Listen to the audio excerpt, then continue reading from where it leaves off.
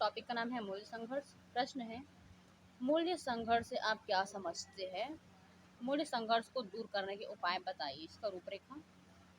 प्रस्तावना, मूल्य संघर्ष का अर्थ एवं परिभाषा, मूल्य संघर्ष की विशेषताएं, मूल्य संघर्ष के प्रकार, मूल्य संघर्ष के कारण, मूल्य संघर्ष के सकारात्मक प्रभाव, मूल्य संघर्ष के नकारात्मक प्रभाव, मूल्य संघर्ष को दूर करने के उपाय, उपसंहार, संदर्भित ग्रंथ।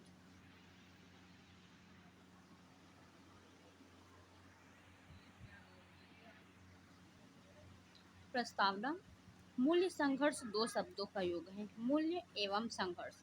जब मूल्यों में आपस में किसी प्रकार का संघर्ष होता है तो इसे मूल्य संघर्ष कहा जाता है। जब व्यक्ति के अचेतन स्तर पर किन्हीं दो मूल्यों के मध्य टकराव होता है तो ऐसी स्थिति मूल्य संघर्ष कहलाती है। जैसे एक दोस्त बीमार है और उसके लिए दवाइयाँ खरीदनी है जिसके लिए पैसों की सख्त ज़रूरत है। दूसरी ओर पैसे भी नहीं है जिससे उसकी सहायता की जा सके। मेडिकल स्टोर संचालक बिना पैसे के दवाई देना नहीं चाहता। ऐसी स्थिति में व्यक्ति के समक्ष मूल्य संघर्ष की स्थिति निर्मित होती है।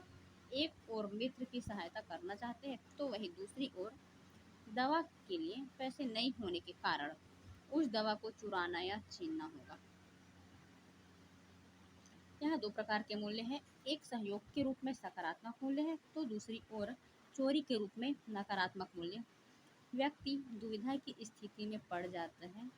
ऐसी अनेक स्थिति व्यक्ति के समक्ष वास्तविक जीवन में उत्पन्न होती है। मूल्य संघर्ष का अर्थ एवं परिभाषाएं।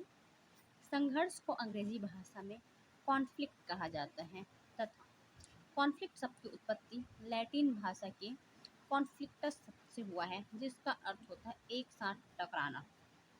अर्थात जब अनेक अभिप्रेरक विचार, तथ्य, विरोधी अथवा समान आवश्यकताएं आपस में टकराती हैं तो यह संघर्ष कहलाता है।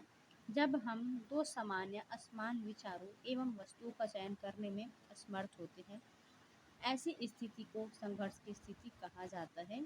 यह एक मानसिक स्थिति है जिसमें दुविधा की स्थिति निर्मित होती है।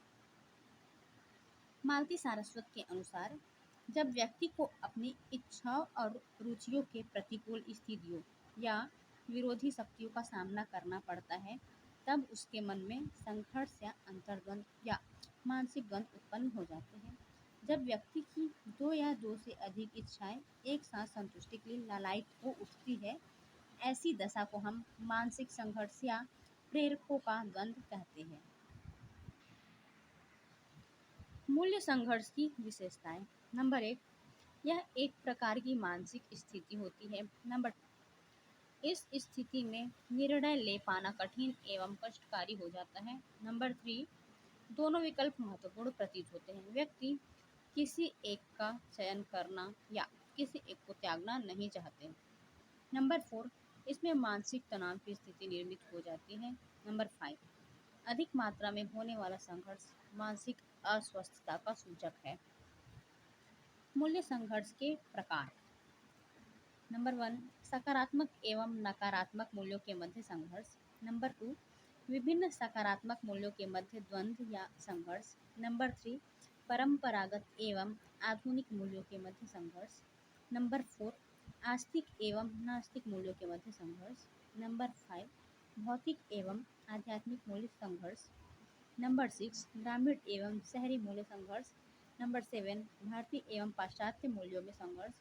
नंबर 8, आर्थिक मूल्यों में संघर्ष। नंबर 9, धार्मिक मूल्यों में संघर्ष। नंबर 10, सामाजिक मूल्यों में संघर्ष। मूल्य संघर्ष के कारण। फर्स्ट है मूल्य विविधताएं। जब मूल्यों में विविधताएं देखने मिलती है तो उनमें संघर्ष उत्पन्न होना स्वाभाविक है। समाज में अनेक प्रकार के धार्मिक, आर्थिक, सामाजिक, नैतिक इत्यादि मूल्यों के कारण व्यक्ति उचित मूल्यों के चयन में अपने आप को असमर्थ पाता है। सेकंड, भौतिक एवं शारीरिक आवश्यकताएं। जब व्यक्ति के समक्ष विभिन्न प्रकार की भौतिक एवं शारीरिक आवश्यकताएं उत्पन्न होती है तो वह अपनी आवश्यकताओं की पूर्ति उपलब्ध संसाधनों से नहीं कर पाते हैं। ऐसी स्थिति में व्यक्ति के मूल्यों में द्वंद्व उत्पन्न होता है। व्यक्ति अपनी आवश्यकताओं की पूर्ति भी करना चाहता है तथा अपने मूल्यों को भी नहीं त्यागना चाहते। नंबर 3, निर्णय शक्ति का अभाव। मूल्य संघर्ष एक प्रकार का मानसिक अवस्था है। व्यक्ति में निर्णय क्षमता के अभाव में मूल्य संघर्ष उत्पन्न होता है। व्यक्ति किसी एक मूल्य के प्रति निर्णय नहीं ले पाते, दोनों मूल्यों को महत्वपूर्ण मानते हुए दोनों के मध्य उलझे रहते हैं। फोर्थ, शैक्षिक कारण। मूल्यों के विकास में परिवार के साथ साथ शैक्षिक संस्थानों एवं पाठ्यचर्या की महत्वपूर्ण भूमिका होती है। जब विद्यालय, शिक्षक तथा पाठ्यचर्या के द्वारा मूल्य के विकास में सकारात्मक भूमिका नहीं निभाई जाती तो मूल्य संघर्ष की स्थिति निर्मित होती है। नंबर 5, मूल्यबोध का अभाव। व्यक्ति में मूल्यबोध न होने के कारण किसी एक मूल्य का चयन कर पाना कठिन होता है तथा मूल्य द्वंद की स्थिति निर्मित होती है। जैसे माता पिता के प्रति सेवा भावना तथा देश प्रेम दो भिन्न भिन्न मूल्य हैं, लेकिन मूल्यबोध के आधार पर हम कह सकते हैं कि देश प्रेम को माता पिता एवं परिवार के प्रेम से अधिक महत्व प्रदान किया जाना चाहिए। नंबर 6, व्यक्ति का मानसिक स्वास्थ्य। कुछ लोग हमेशा ही द्वंद की या मूल्य संघर्ष की स्थिति में रहते हैं, वह चाहे मूल्यों के संबंध में हो या अन्य किसी परिप्रेक्ष्य में। ऐसे लोगों की मानसिक स्थिति का प्रभाव मूल्य पर भी पड़ता है। नंबर 7, पारिवारिक कारण। मूल्य संघर्ष पर परिवार का भी व्यापक प्रभाव देखने मिलता है। माता पिता जब मूल्य संघर्ष के शिकार होते हैं तो बच्चों पर भी इसका प्रभाव देखने मिलता है। माता पिता की उलझन के कारण बच्चों में मूल्य विकास नहीं हो पाता तथा उनमें मूल्य द्वंद की स्थिति बनी रहती है। मूल्य संघर्ष के सकारात्मक प्रभाव। फर्स्ट है, मूल्य संघर्ष के माध्यम से विशिष्ट एवं उचित मूल्यों के चयन में सहायता प्राप्त होती है। नंबर 2, मूल्य संघर्ष एक सामान्य प्रक्रिया है जिसमें किसी मूल्य को अपनाने के पूर्व विचार करना आवश्यक होता है। नंबर 3, मूल्य संघर्ष मूल्य बोध के लिए आवश्यक होता है। नंबर 4, मूल्य संघर्ष व्यक्ति में चिंतन एवं विश्लेषण क्षमता में वृद्धि करता है। नंबर 5, मूल्य संघर्ष नवीन मूल्यों के सृजन में सहायक होते हैं। दो मूल्यों की टकराहट से तीसरे मूल्य का जन्म होता है। मूल्य संघर्ष के नकारात्मक प्रभाव। नंबर 1, मूल्य संघर्ष के कारण तनाव, कुंठा, निराशा इत्यादि का जन्म होता है जो अन्य मनोवैज्ञानिक समस्याओं को जन्म देता है। नंबर 2, मूल्य संघर्ष के कारण व्यक्ति में नकारात्मक मूल्यों का उदय होने लगता है क्योंकि नकारात्मक मूल्यों को अपनाना एवं निर्वाह करना तुलनात्मक रूप से सरल होता है। नंबर 3, मूल्य संघर्ष व्यक्तित्व के लिए विघटनकारी एवं क्षतिकारक होता है। नंबर 4, मूल्य संघर्ष का प्रभाव लंबे समय तक रहता है। व्यक्ति हमेशा यह महसूस करते हैं कि उसने किसी एक मूल्य को अपनाकर या त्याग कर गलती कर दी। नंबर 5, मूल्य संघर्ष के कारण व्यक्ति का कुसमायोजन होने लगता है। नंबर 6, मूल्य संघर्ष के कारण व्यक्ति हमेशा द्वंद की स्थिति में रहते हैं। प्रायः द्वंद में रहना मानसिक अस्वस्थता का सूचक होता है। नंबर 7, मूल्य संघर्ष के कारण नकारात्मक मूल्यों के चयन की संभावना अधिक होती है। नेक्स्ट है मूल्य संघर्ष को दूर करने के उपाय। पहला उपाय है मूल्यबोध। मूल्य संघर्ष को कम या समाप्त करने में मूल्यबोध या मूल्य अनुभूति का महत्वपूर्ण स्थान है। मूल्यबोध के माध्यम से व्यक्ति स्वयं विभिन्न मूल्यों की अनुभूति करता है जिससे उनमें मूल्य संघर्ष समाप्त होता है तथा वे किसी एक मूल्य का सरलता से चयन कर लेते हैं। विभिन्न मूल्यों की अनुभूति शिक्षक के द्वारा या अन्य माध्यमों द्वारा कराई जा सकती है। नंबर 2, मूल्य अभिमुखीकरण।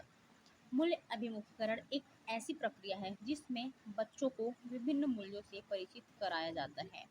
समाज में अनेक प्रकार के मूल्य विद्यमान हैं जिसमें जैसे सामाजिक, नैतिक, धार्मिक आदि। इन मूल्यों के महत्व से परिचित कराया जाता है जिससे मूल्य संघर्ष की स्थिति से निपटने में सहायता मिलती है। नंबर 3, मूल्य स्पष्टीकरण। मूल्य स्पष्टीकरण एक प्रकार की शिक्षण विधि है जिसमें विभिन्न प्रकार के मूल्यों का शिक्षण दिया जाता है। मूल्य अनेक प्रकार के होते हैं। मूल्य स्पष्टीकरण का प्रयोग किसी समान या वैकल्पिक मूल्यों के मध्य संघर्ष या चुनाव की स्थिति निर्मित होने पर किया जाता है। इस विधि के माध्यम से व्यक्ति अपने विवेक, आदर्श, अभिवृत्ति के अनुसार किसी एक मूल्य का चयन करते हैं। नंबर 4, मूल्य अनुरूपण। इस विधि में शिक्षक अथवा पालक के द्वारा बच्चों के समक्ष विभिन्न प्रकार की काल्पनिक नैतिक परिस्थितियाँ प्रस्तुत की जाती हैं, जिस पर मूल्य चयन करने कहा जाता है। इस प्रकार बच्चों को मूल्य संघर्ष में निर्णय लेने हेतु सहायता प्राप्त होती है। यदि किसी प्रकार की समस्या उत्पन्न होती है तो शिक्षक के द्वारा सहायता प्रदान किया जाता है। नंबर 4, निर्णय क्षमता का विकास। मूल्य संघर्ष का एक कारण निर्णय क्षमता का अभाव है। अतः व्यक्ति को संवेगात्मक रूप से प्रशिक्षित किया जाना चाहिए, जिससे व्यक्ति में निर्णय क्षमता का विकास हो सके। नंबर 5, दृढ़ इच्छा शक्ति। मूल्य संघर्ष को रोकने हेतु दृढ़ इच्छा शक्ति की आवश्यकता होती है। किसी विशेष मूल्यों पर टिके रहना कठिन कार्य होता है। उस मूल्य के संभावित सकारात्मक एवं नकारात्मक परिणाम हो सकते हैं। अतः इससे सामना करने के लिए दृढ़ इच्छा शक्ति का होना आवश्यक है। नंबर 6, मूल्यों का दमन। मूल्य संघर्ष को समाप्त करने का एक तरीका नकारात्मक मूल्यों का दमन करना है। व्यक्ति के भीतर उत्पन्न होने वाले अनैतिक विचारों या मूल्यों का दमन होने से मूल्य संघर्ष की स्थिति समाप्त हो जाती है। नंबर 7 है मूल्य निर्णय की स्वतंत्रता। मूल्य संघर्ष को दूर करने हेतु मूल्य निर्णय की पर्याप्त स्वतंत्रता प्रदान की जानी चाहिए। अक्सर देखा जाता है कि पालकों एवं शिक्षकों के द्वारा मूल्यों का अधिरोपण किया जाता है, जिससे बालक के स्वयं के मूल्य तथा पालकों के द्वारा अधिरोपित मूल्यों में द्वंद्व की स्थिति निर्मित होती है।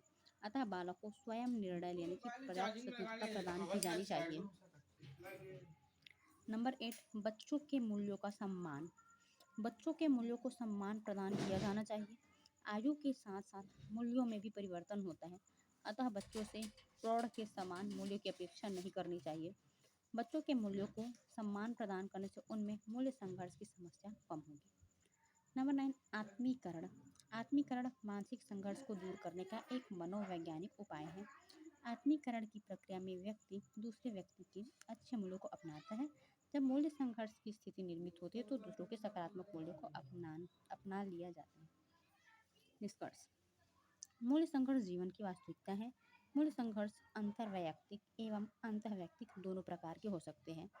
दो विरोधी प्रबल इच्छाओं के कारण व्यक्ति दो व्यवहार करने के लिए स्वयं को खींचा हुआ महसूस करता है। इस तनाव की स्थिति को यथाशीघ्र समाप्त करने की कोशिश होनी चाहिए, अन्यथा व्यक्ति का समायोजन हुआ व्यवहार खूब प्रभावित हो सकता है।